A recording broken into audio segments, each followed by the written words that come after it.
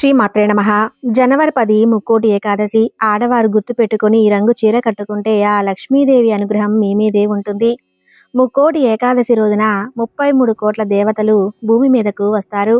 అయితే ఇంతటి పవిత్రమైన రోజున ఆడవారు గుర్తుపెట్టుకుని ఈ రంగు చీర కట్టుకుంటే చాలు 33 కోట్ల దేవతల అనుగ్రహంతో పాటు భర్తకు నూరేళ్ల ఆయుష్షు వస్తుంది. వద్దన్న ధనం వస్తూనే ఉంటుంది. సకల శుభాలు కలుగుతాయి. వైకుంఠ ప్రాప్తి కలుగుతుంది. అష్టైశ్వర్యాలు కలుగుతాయి. కాబట్టి ఆడవారు ముక్కోటి ఏకాదశి రోజు ఈ రంగు దుస్తులను ధరించండి. మీకు ఖచ్చితంగా విష్ణుమూర్తి అనుగ్రహం కలుగుతుంది. మీకు ఉండే కష్టాలు దరిద్రాలు పోతాయి. దీర్ఘ సుమంగళి యోగం కలుగుతుంది. భర్తకు చాలా మంచి జరుగుతుంది. భర్త ఆయుష్ పెరుగుతుంది. భర్త సంపాదన కూడా పెరుగుతుంది. మరి ఇంతటి ముక్కోటి ఏకాదశి రోజు ఏ రంగు చీరను ధరించాలి అనే విషయాన్ని ఇప్పుడు మనం ఈ వీడియోలో వివరంగా తెలుసుకుందాం. ముందుగా అందరూ జై శ్రీకృష్ణ అని కామెంట్ చేసి వీడియోని లైక్ చేయండి. ముక్కోటి ఏకాదశి రోజున ఆడవారు చింతపండుని తినరాదు. ఈ రోజున ఉపవాసం ఉండాలి. ఉపవాసం ఉండలేని వారు మాత్రం ఈ రోజున చింతపండు వేసి వండే కూరలు తినకూడదు. ఈ రోజు వంటలలో చింతపండు వాడవద్దు.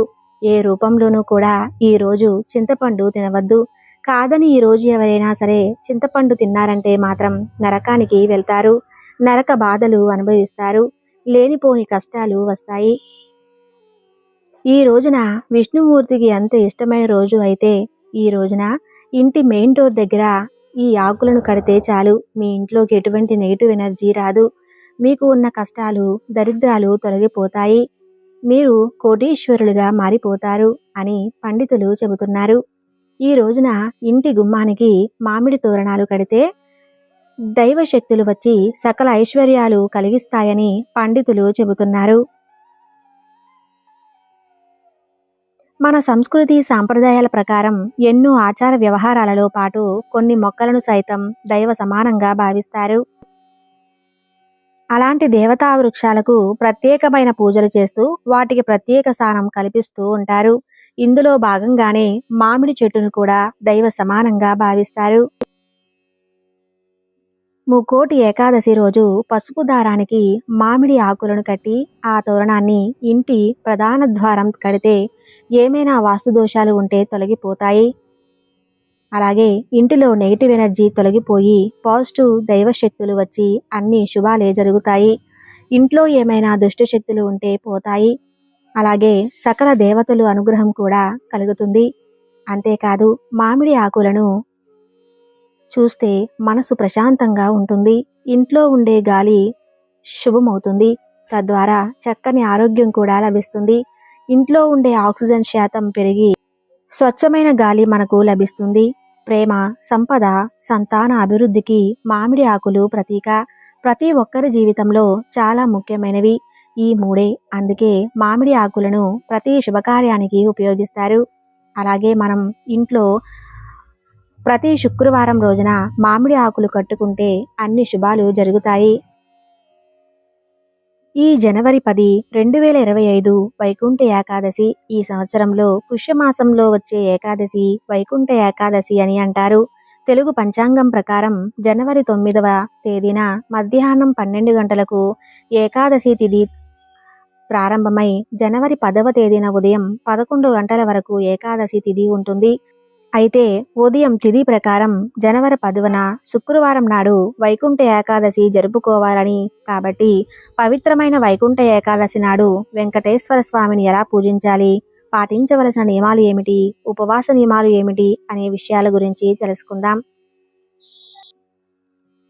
అన్ని ఏకాదశుల కంటే వైకుంఠ ఏకాదశి అత్యంత పవిత్రమైనది. ఈ రోజున చేసే విష్ణు పూజలకు కోటి జన్మల పుణ్యం ఫలితం లభిస్తుంది. ఈ నెల జనవరి 10వ తేదీన శుక్రవారం నాడు వైకుంఠ ఏకాదశి రానుంది. ఈ వైకుంఠ ఏకాదశి రోజున విష్ణు స్వరూపమైన వెంకటేశ్వర స్వామిని పూజించి ఉపవాసం ఉన్నవారికి విష్ణుమూర్తి ఆశీర్వాదంతో జీవితమంతా భోగభాగ్యాలను అనుభవిస్తారు. ఈ ముక్కోటి ఏకాదశి రోజున ఉత్తర ద్వారం నుంచి విష్ణుమూర్తి దర్శనం ఇస్తాడు. కేవలం ఈ వైకుంఠ ఏకాదశి రోజున మాత్రమే స్వామివారు ఉత్తర ద్వారం తెరుచుకుంటుంది. ఉత్తర ద్వారం నుండి స్వామిని మళ్ళీ పునర్జన్మ ఉండదని నమ్ముతారు. జనవరి 10వ తేదీన శుక్రవారం నాడు స్త్రీలు ఉదయాన్నే నిద్రలేచి తలస్నానం చేసి ఇల్లంతా శుభ్రం చేసుకుని ఇంట్లో పసుపు నీళ్లు చల్లుకుని ఇంటి గుమ్మానికి కుంకుమ బొట్లు పెట్టి పూజను ప్రారంభించాలి. ఈ వైకుంఠ ఏకాదశి రోజున విష్ణు స్వరూపమైన వెంకటేశ్వర స్వామిని పూజించాలి. అలాగే సంపదలకు దేవత అయిన లక్ష్మీదేవిని పూజించాలి. కాబట్టి మీ పూజా గదిలో ఉన్న వెంకటేశ్వర స్వామి పటానికి అలాగే లక్ష్మీదేవి ఫోటోకి పసుపు కుంకుమ బొట్లు పెట్టి పూలతో నిండుగా అలంకరించుకోండి. ఈ రోజున పూజ చేసేవారు గులాబీ పూలతో స్వామివారిని పూజిస్తే రెట్టింపు పుణ్య ఫలితం లభిస్తుంది. అలాగే ఆడవారు పసుపు అలానే ఆకుపచ్చ చీరలు ధరించి స్వామివారికి పూజ చేస్తే సకల సంపదలు కలుగుతాయి.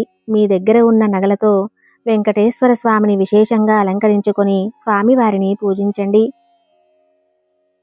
తులసీ దళాలంటే స్వామివారికి చాలా ప్రీతికరమైనవి. కాబట్టి వైకుంఠ ఏకాదశి రోజున ఒక తులసి మాలను తయారు చేసి స్వామివారి పటానికి వేయండి. ఈ ఏకాదశి రోజున ఎవరైతే తులసీ దళాలను స్వామివారికి సమర్పిస్తారో అలాంటి వారికి విష్ణుమూర్తి అనుగ్రహం సంపూర్ణంగా లభిస్తుంది. ఈ రోజున పూజ చేసేవారు ఆవు నెయ్యితో దీపారాధన చేయాలి. విశేషంగా ఈ రోజున పూజ చేసేటప్పుడు 2 దీపాలను ఖచ్చితంగా వెలిగించాలి. మట్టి ప్రమిదలో కానీ పిండి ప్రమిదలో కానీ దీపారాధన చేస్తే మీరు చేసే పూజలకు రెట్టింపు పుణ్య ఫలితం దక్కుతుంది. ఈ పూజలో నైవేద్యంగా బెల్లం పానకాన్ని నివేదించండి. వెంకటేశ్వర స్వామి వారికి పూజ చేసేటప్పుడు ఓం గోవిందాయ నమః అనే మంత్రాన్ని 21 సార్లు జపించండి. చివరిగా స్వామివారికి హారతి ఇచ్చి 3 ప్రదక్షిణలు చేసి వెంకటేశ్వర స్వామికి నమస్కారం చేసుకుని పూజను ముగించాలి. ఇలా ఇంట్లో దీపారాధన చేసుకుని వెంకటేశ్వర స్వామి ఆలయానికి వెళ్ళండి. ఈ వైకుంఠ ఏకాదశి రోజున శ్రీమన్నారాయణ దర్శనం చేసుకుని వైకుంఠ ద్వారం నుంచి బయటకు వస్తే 7 జన్మల పాపాలన్నీ తొలగిపోయి అపారమైన ధనలాభం సిద్ధిస్తుంది.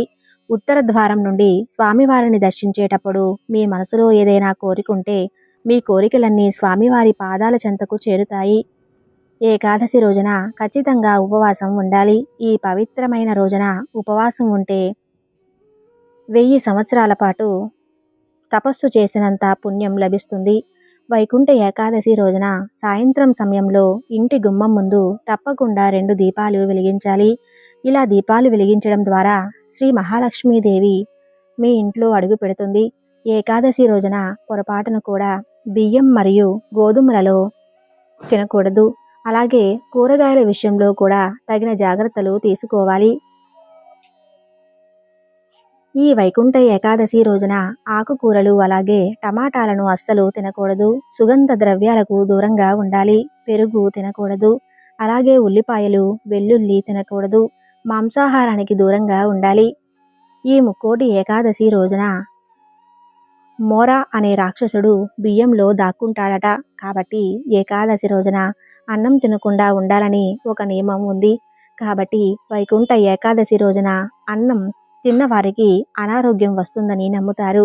ఏకాదశి రోజున పొరపాటును కూడా నలుపు రంగు వస్త్రాలను వేసుకోకూడదు. అలాగే ఈ ముక్కోటి ఏకాదశి నాడు తలకి నూనె పెట్టకూడదు. ఈ రోజు తలకు నూనె రాస్తే ఆయుష్ తగ్గిపోతుందని నమ్మకం. వైకుంఠ ఏకాదశి రోజు స్వామివారి ఉత్తర ద్వార దర్శనం ఇచ్చినప్పుడు 33 కోట్ల మంది దేవతలు వస్తారని నమ్మకం. కాబట్టి ఈ ముక్కోటి ఏకాదశి రోజున ప్రతి ఒక్కరూ విష్ణుమూర్తి ఆలయానికి వెళ్ళి వైకుంఠ ద్వార దర్శనం చేసుకోండి. ముక్కోటి దేవతల ఆశీర్వాదం లభిస్తుంది. ఈ ముక్కోటి ఏకాదశి నాడు తప్పకుండా తులసి తీర్థాన్ని సేవించాలి.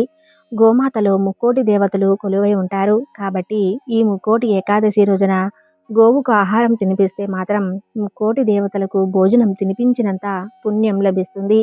ముక్కోటి దేవతల ఆశీర్వాదంతో జీవితంలో ఎలాంటి కష్టాలు రాకుండా ఉంటాయి.